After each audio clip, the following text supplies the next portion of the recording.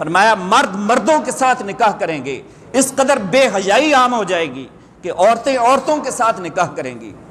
آج یورپ کے اندر وہ یونین سیکسول سوسائٹیز قائم کر دی گئی ہیں، وہاں پر محلے بنائے گئے ہیں کہ یہ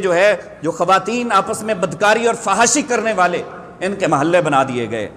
مردوں کے محلے الگ الگ بنا دیے گئے، ان کی سوسائٹیز بنا دی گئی، اور ہمارے سروں کے اوپر یہ مسلط لوگ جو کہ یورپی یونین کے غلام ہیں، جو اپنی زبانوں سے کہتے ہیں کہ ہمارے اوپر ان کا پریشر ہوتا ہے، ہمیں یہ فیصلے لینے پڑتے ہیں مشکل، جو اپنی زبانوں سے کہتے ہیں، جن کا آئیڈیل وہ ریاست مدینہ نہیں ہے، جن کا آئیڈیل رسول اللہ صلی اللہ علیہ وسلم کی احادیث نہیں ہے، جن کا آئیڈیل قرآن، اسلام، نظریہ پاکستان اور اسلام کا کردار نہیں ہے، حضور صلی اللہ علیہ وسلم کی سیرت و کردار ان کا آئیڈیل نہیں ہے، ان کی باتوں میں، ان کی ہر بات میں اور ہر جملے میں یہ بات ثابت ہوتی ہے کہ ان کا آئیڈیل وہ یورپی یونین ہے، ان کا آئیڈیل امریکہ ہے، اور انگلینڈ اور برطانیہ ان کا آئیڈیل ہے، وہ اپنی بات میں اس بات کا وہ ثبوت ان کا موجود ہے۔ تو میرے اور آپ کے اوپر جو مسلط ہیں، جو ہمارے نظریے کو ختم کرنا چاہتے ہیں، جو ہمارے کردار کو ختم کرنا چاہتے ہیں، اس بات کو اپنے ذہنوں میں بٹھا لیں۔ اس کی ایک گماشتی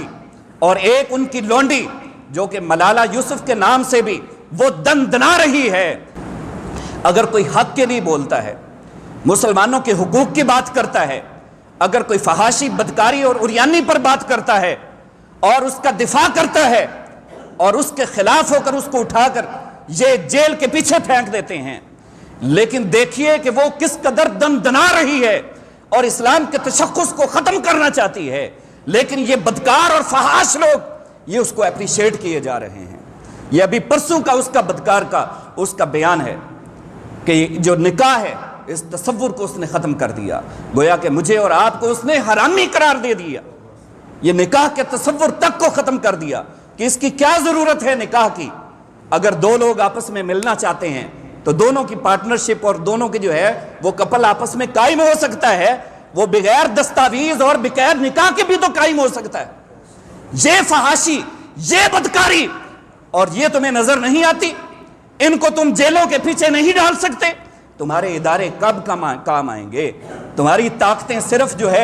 وہ مذہب کا نام لینے والوں کے لیے ہیں، تمہاری طاقتیں صرف اور صرف اسلام کا نام لینے والوں کے لیے ہیں، تمہاری طاقتیں صرف اور صرف وہ مسجد و محراب کے لیے خاص کر دی گئی ہیں کہ یہ لوگ ہمارے لیے خطرہ ہیں، یہ لوگ ہمارے لیے رکاوٹ ہیں۔ اگر فحاشی، بدکاری اور عریانی کو اس میں رکاوٹ بن سکتے ہیں تو صرف یہ مذہبی لوگ ہی بن سکتے ہیں، اس لیے ان کو پہلے ختم کرو۔ تو یہ لوگ مذہب کو ثانوی حیثیت دیتے ہیں، یہ بات نوٹ کر لیں۔